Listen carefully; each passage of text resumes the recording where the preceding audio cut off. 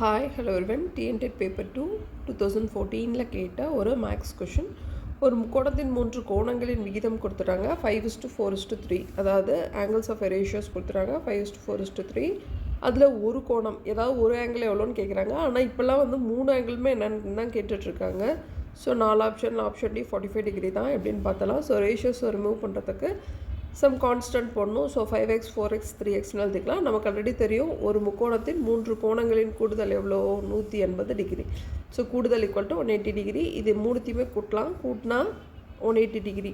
So 5x 4x 3x எல்லாத்தையுமே கூட்டினா 12x is equal to 180 degree. அப்போ எக்ஸோட மதிப்பு என்ன அப்படின்னா 12 கீழே கொண்டு வந்து 6ஆல் அடிக்கலாம். 2 30ன்னு வரும்.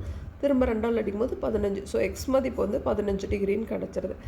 எக்ஸ் வேல்யூ 15 அப்படின்னா 5x வேல்யூ எவ்வளோ 5x15 75. 4x வந்து 4x15 60.